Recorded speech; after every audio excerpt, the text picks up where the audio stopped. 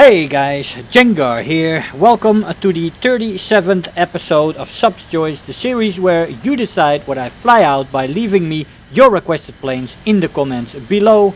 Today we are flying out the G.91 requested by an unknown stranger, because I looked back at the Ho 229 episode and I could not find this guy back, while the last time I checked the G91 option that he gave us stood over 20 likes and way ahead of the next choice.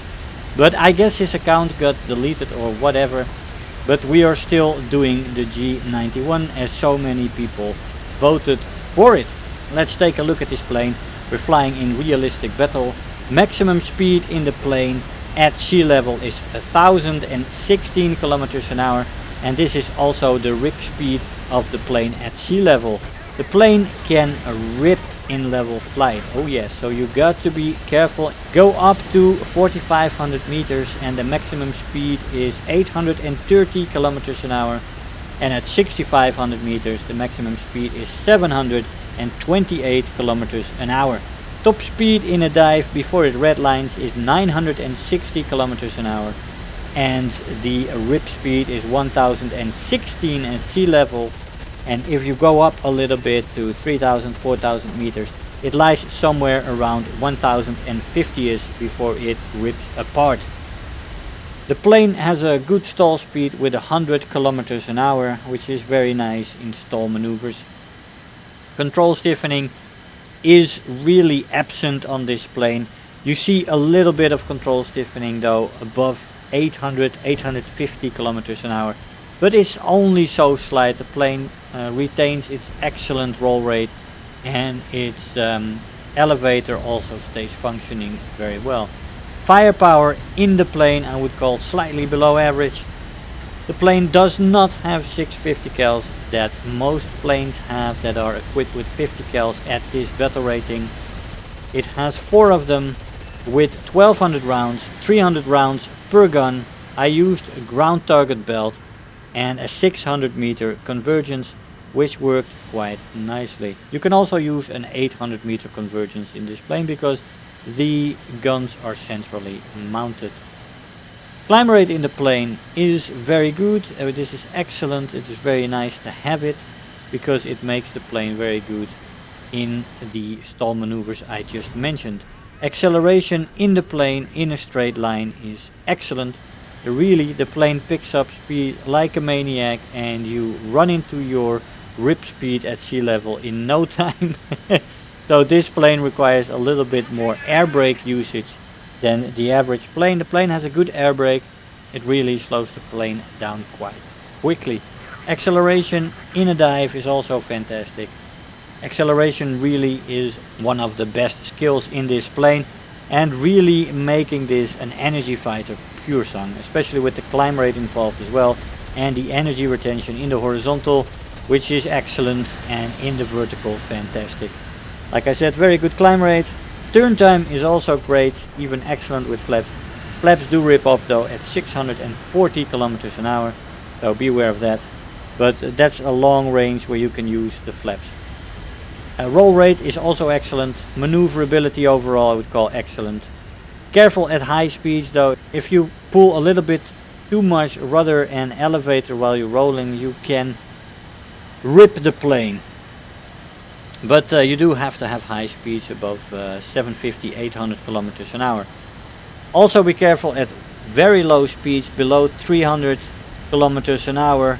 The plane becomes really sluggish in the roll rate and the maneuverability suffers quite a bit.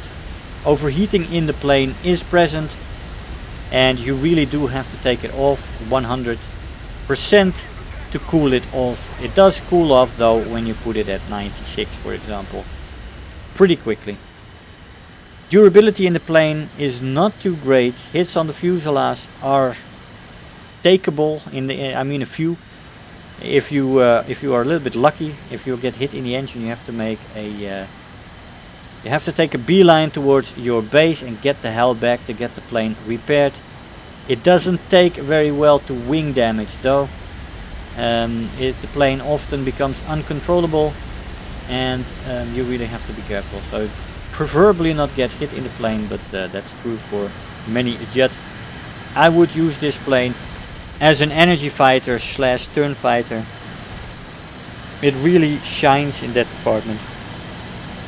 Doesn't do too good in the boom and zoom roll because of its variable rip speed. Even in a straight line it can be ripped, and it's a little bit of a risk in the longer dives, especially on the up tiers. You do face a lot of up tiers in this plane, which can be quite devastating in this plane depending on the circumstances and the composition of the team. Like many of the 8.0 jets, this plane faces the top tier jets a lot. The MiG-17s, the Hunters, the F2 Sabres and all that jazz, and that can be quite devastating to face in this plane, I have to say.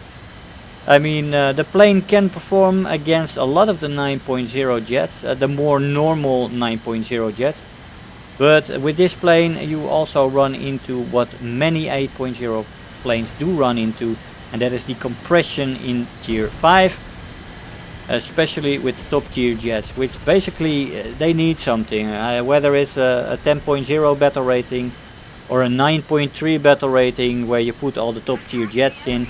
Then you have your normal 9.0 jets, then you have a viable 8.3 battle rating, for example, or an 8.7 battle rating, and so on. And then planes like this at 8.0, they can actually do something and not face the 9.3 jets.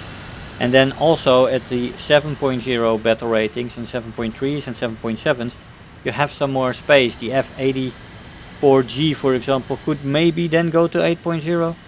You have a lot more leeway that way, and I hope Gaijin will someday look at that. I have flown a little bit more jets again, and with my current skill level that becomes a little bit more clear what the problem in tier 5 with the battle rating is, and you run into it very, very quickly. It's very compressed, that the 7.0 to 9.0. We need a little bit more space there, especially if they're thinking about tier 6 planes. But yeah, they will have to do something about the battle rating compression first and make it healthy, or maybe the introduction of a few tier 6 planes will make them look at things like the Hunter and the top tier, the other top tier jets at 9.0 as well, so that other planes at 8.0 and 9.0 get more breathing space.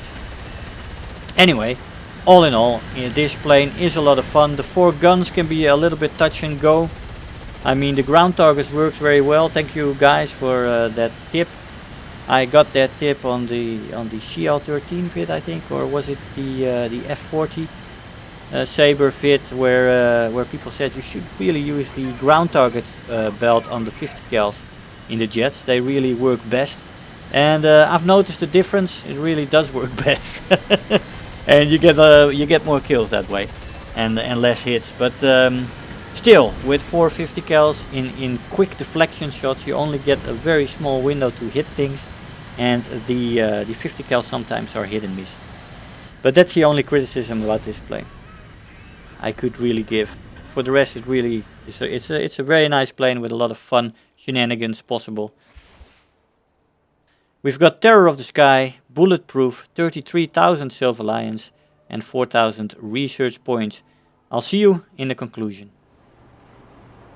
Hey guys, so here we are after the match. The G.91 Pre-Series is a very enjoyable plane to fly. You have some good options there. You can use it as a ground pounder as well. The thing can carry 38 Hydra 70 rockets or a set of bombs, which you can use if you want. But I personally don't want to use it as a ground pounder. Takes away from the performance of the plane. You can have some nice shenanigans in it. Fantastic energy fighter, good acceleration, or good, excellent acceleration. The energy retention is good, climb rate, turn time, it's all pretty much excellent. And you can do a lot of shenanigans in the plane. You can even surprise a lot of pilots coming from 9.0. But the constant up tiering towards 9.0 and the top jets there, the top performers, it really can put a little bit of a dent of the experience in this plane. When I started flying this thing out, I had a lot of up tiers and I had a lot of deaths as well. So yeah, but we went into that, that's clear. All in all, this plane is a lovely plane, fantastic performance in the thing, and very enjoyable to fly. Just make sure, be careful to not rip the plane apart, because that's very easy to do. Guys, I hope you enjoyed the episode. I want to thank you all for watching, and do make sure to leave me your new requests in the comments below, because we need something to fly for the next episode. I'm looking forward to see what you guys come up with. Guys, I hope you enjoyed the episode. I want to thank you all for watching, and I'll see you guys next time. Bye bye. If you're new here, make sure to hit the subscribe button, become part of this community. If you are already a subscriber, don't forget to like the video, do leave me a comment, and if you really feel like helping out today, make sure to share the video with your friends and let them know about the channel.